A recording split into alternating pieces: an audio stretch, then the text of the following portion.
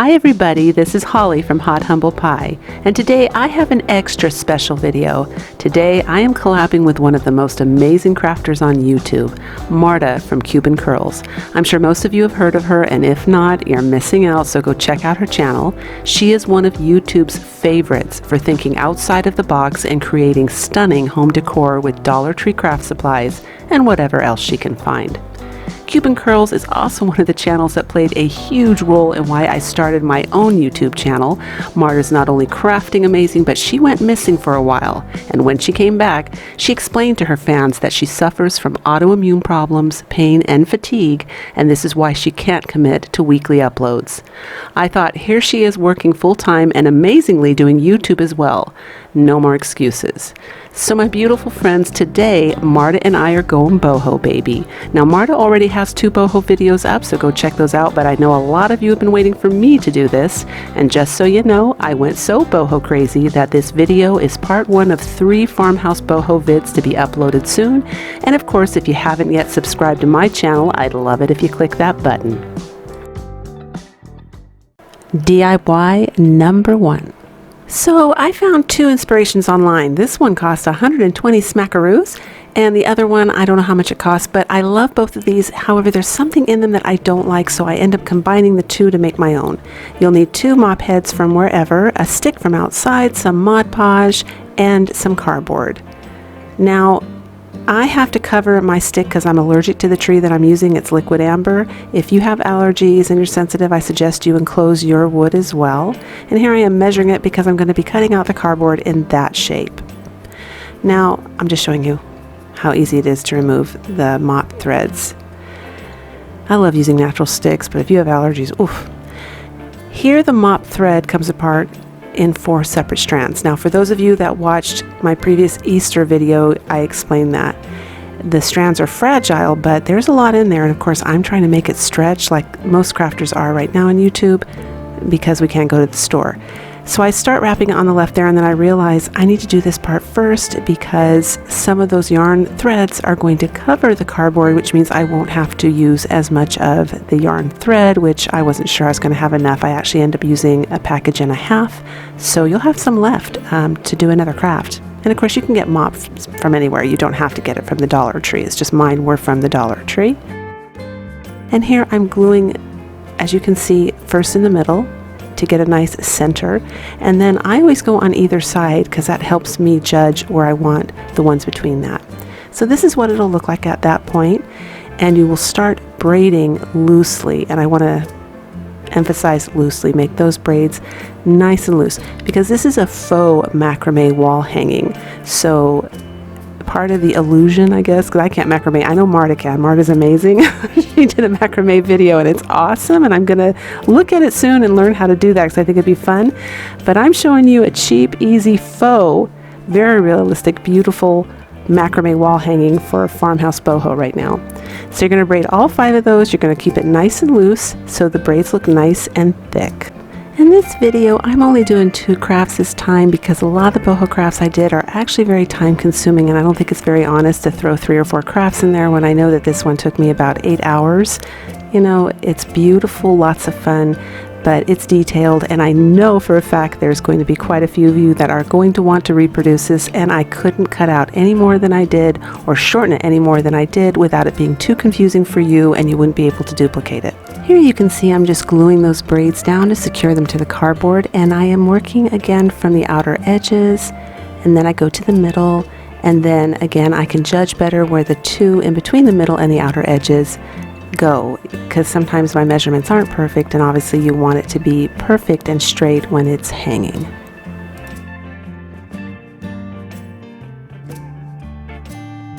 The next step is to undo the braids up to the point where you glued on the edge of the cardboard there, and you're going to turn your macrame hanging over, I guess that's a word for it, macrame hanging, and you're going to use just one of those threads, the ones that you pull apart. There's 4, remember. You're going to use one, you're going to glue it on the back, then you're going to flip it back around, and you're going to start wrapping it. The purpose of this is to create a nice connection between, or break actually, between the braid and the threads that are going to hang down. In real macrame, you obviously would have I don't know if the right word is knitting, because I'm not sure what they call the technique, but you would have done your little special loops, and that would have created that without actually ever cutting or breaking a thread. And here, you know, you're obviously creating an illusion of doing that. So you're going to wrap it around 4 times, and you're going to glue it in the back to secure it.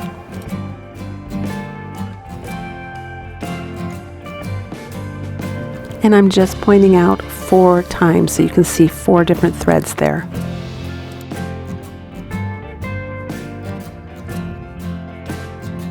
And you will continue to do the exact same thing to all 5 strands. You just saw me glue it in the front as well, so when necessary, you're going to have to use your judgment on that, but you might want to secure it in the front too if the threads aren't, for whatever reason, kind of hugging each other and staying really tight. I don't need to do that on every single strand, but I did need to do it on a couple, if you noticed that. And so go ahead and do that too. You're going to have to play it by ear. Remember, hot glue kind of seeps through things, so when you put a tiny dot at the top there, if you press it down and don't press with your finger, I have a little spatula there. That spatula, someone actually asked me about that in the comments. That is from the Dollar Tree. It's in the makeup section. It's amazing. I grabbed it on a whim. It wasn't meant for crafting, and then I discovered the glue didn't stick to it, and I realized it was silicone. And it's better than those big craft spatulas that they sell because it's so small. It gives you a lot of control. You can see that when I'm working with it. I have a lot of control, like almost like a second finger. So, or maybe it would be an 11th finger, I guess, because I have 10 fingers. But you use, you know, when you put that little glue underneath there, use something to press the string down, and then the glue kind of oozes and goes into all the threads. So you don't really need to put a lot. Don't be generous with it. You just need enough to secure the threads. And now, of course, you can see what I'm doing. I'm just taking those little threads. I'm going to go ahead and cover the entire cardboard up, and you are going to need to secure those little threads and kind of tuck them under the bigger braided strands when you get close to it, so that you ensure no cardboard is going to show, because that would ruin the beautiful illusion.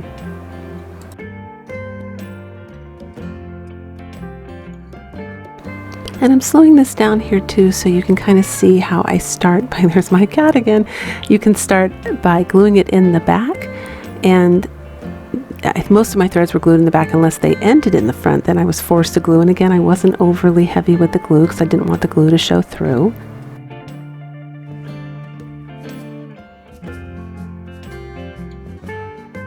Notice here how I use the spatula to shove the string really tight together under the braid almost. That's to, again, ensure that no cardboard shows. And I'm going to slow it down again here too, so you can see how I finish off the ends. I twirl it around, and then I guess it's kind of in a spiral shape. That would be a good explanation. I twirl it in a spiral shape around and around and around so that it covers the end of the cardboard.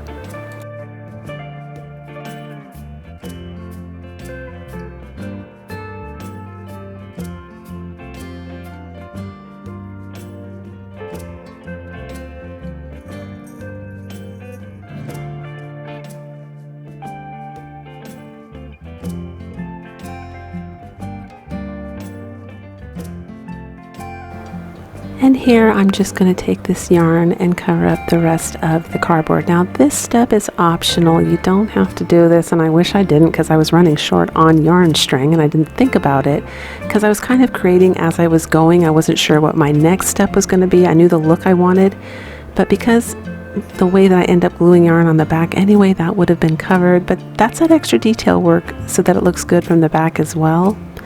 So you can do it if you want, but here, see how I'm going to start to lay down the yarn strings, and I'm going to cover that section up anyway. Now maybe for uniformity, so that that place it doesn't have like an indentation where the yarn might hang differently, it might be a good idea, especially because you have to, actually it is a good idea. If you buy 2 mop heads, you're going to have more than enough string. You should fill in those areas so that there is a nice level surface there. I did it, you know, again, because I didn't know what I was doing. You should do it because you do know what you're doing, and it does create a nice even surface for the yarn to lay on. Also, when you finally get around to doing this, when we're allowed outside, you're going to have 2 mop heads. And so you can go ahead, it's safe to go strand by strand, but See how I suddenly get this brilliant idea because I'm worried I'm running out of yarn to lay it down ahead of time to make sure I have enough. If for whatever reason you are working with less than one mop head, maybe you're going to do another craft with a mop head, lay it down first and get it all situated before you start committing with hot glue. That is a much better idea. And look at that, you can glue all three down at one time and it goes much, much faster. So there's a great tip. And here I am, I'm just trimming the back from the little strands hanging over the edge to make it nice and neat. And here's something I needed to do, and I suggest you do this in the beginning. If you Mod Podge, this surface is slippery, put a little duct tape. It could be masking tape, it could be anything. Tape is great that way. When you put it on a surface and you hit it with hot glue, it actually kind of melts and molds in with the glue and whatever, it melts. So it helps almost like solder it together, and it helps things stick to shiny surfaces that would otherwise not stick. Now, I've used masking tape in the past. That works just as good, but I wanted to use the duct tape because it was black. So here I am, I'm laying some cardboard down, taking out those short threads that are part of that braided part that I showed you at the beginning, and measuring it because I want to cut those at a nice V angle. I don't know if you just saw the lint fly behind the camera. These are very linty. There's a lot of fluff and stuff when you're working with the mop heads, so just so you're aware of that, don't wear black. I recommend that. So now those 5 strands are forming a nice V formation. I took some foam board, I cut it in 5.5. Length is the only thing that's important here. It's the length of tassels. It doesn't matter how wide it is, and you can certainly use cardboard. You don't have to use foam board. And I go around about 30 times. I made the tassels too chunky at first. In fact, this is the chunky one. When I finish, when I figure it out and I make the rest of the tassels, I only make them going around 30 times. I went around 60 times, and they're too thick and they overpower the macrame wall hanging, I guess. Just use 30, wrap it around. Oh, more incoming with the lint. And there's your beautiful tassel. So only 30 times, you're good to go. Here's the colors you can pick. I'm going for a gray blue. I didn't have the right color in my craft supplies, so I have to kind of add a little bit and make it and mix it. And those are the colors I use to get it. I only have like a baby blue, and I didn't want, you know, the energy to be a boys' nursery, so I had, and the color that ends up being, you know, the sweet spot is mostly black. So that pulls up a really beautiful blue-gray. In fact, my whole entire boho theme for the next 3 videos is going to be this nice gray blue with a natural earthy sand, like light mocha color, and black and white and gray. Real earthy colors, really nice. Love them. So I'm taking out those 5 strands again, and I'm putting wax paper underneath them because I'm getting ready to dye them. And that blue paint that I just mixed up is watered down with quite a bit of water. So I'm just sponging it on to get the color. You're just tapping on the paint, and you are doing the front and back. So I do flip those over and do the underside as well, because you never know when they dry how they're going to hang or how they're going to kind of move with breezes or people walking by, air currents. And there's some free wood. It's palette wood. That's ink on there, by the way. And if you don't know how to get free wood for crafting, you can always check out my first video. Don't go in person though. Just call them and ask if they can leave the wood they're going to throw away outside. So here I'm making a tassel, and I think that wood measures about 6.5 inches. So I'm just looping it around and around, and then I just put it on the edge of the wood there. You can see what I'm doing, and I tie it, and then really important, I put a little bit of glue to secure it so it doesn't fall off. And now I'm going to wrap that thread around and around and use this opportunity. It's a great opportunity anytime you make any kind of tassel to tighten it up. So when you wrap it around and around, try to get it to go higher towards the top or pull, but it's a great, like I said, great opportunity to tighten it up. And I'm just trimming them to make them even.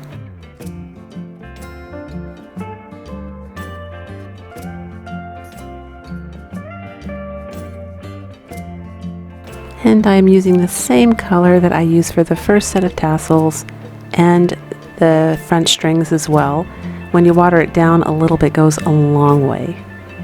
And now I'm using granite gray. Now it turns out granite gray is a really pretty, nice baby blue that doesn't look like a boy's nursery.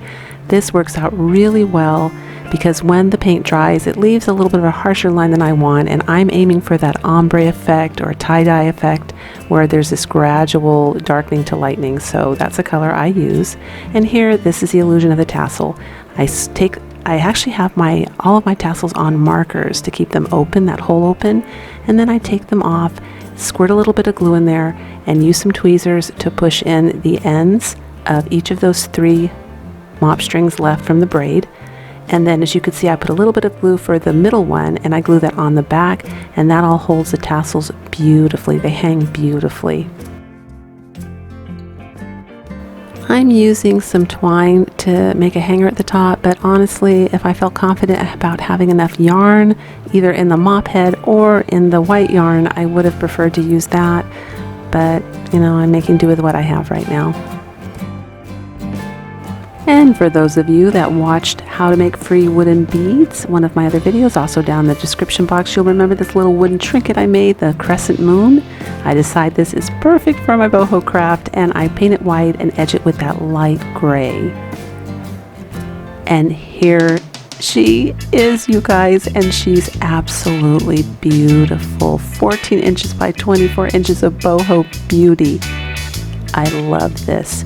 And look at this up close. Something that the mop threads have that the other macrame string I don't think has.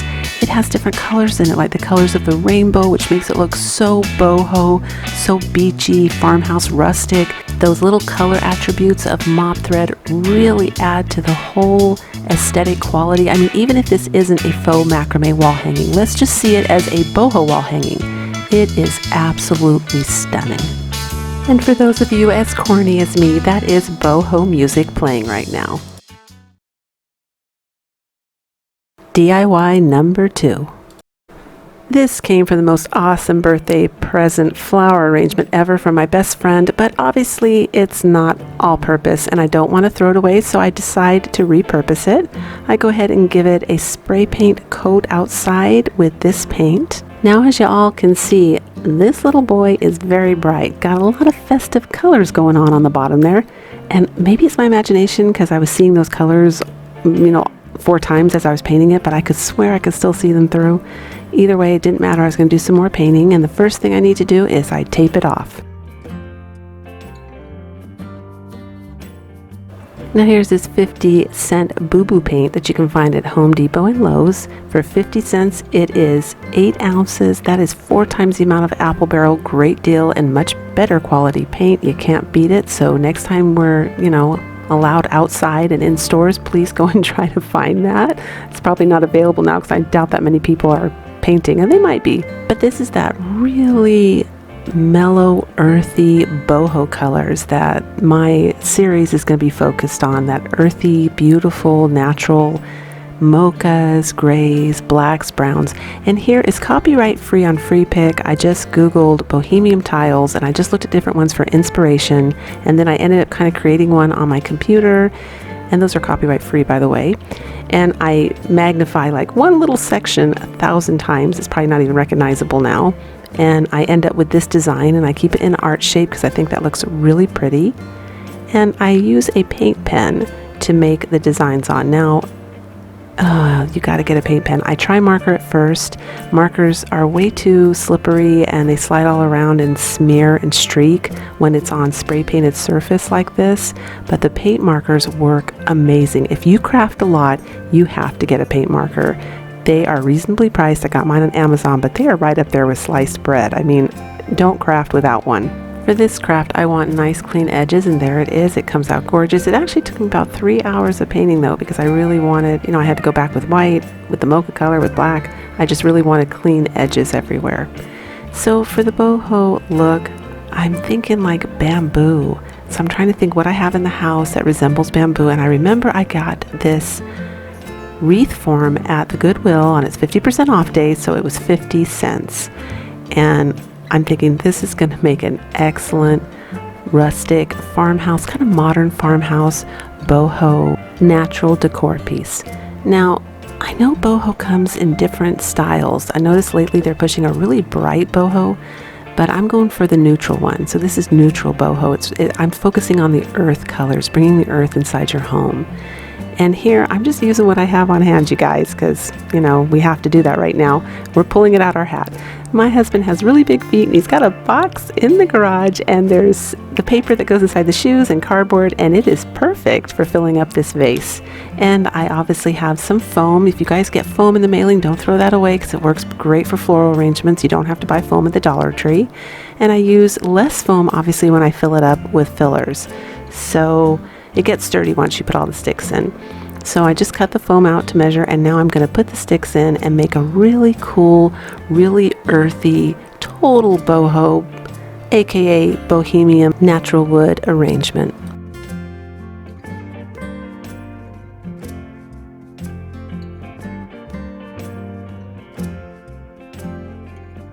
Waste not, want not. And when it's all done, I take all the scraps and I cut them up into really tiny pieces because this is going to take the place of straw, and it's going to cover beautifully the foam so you can't see it.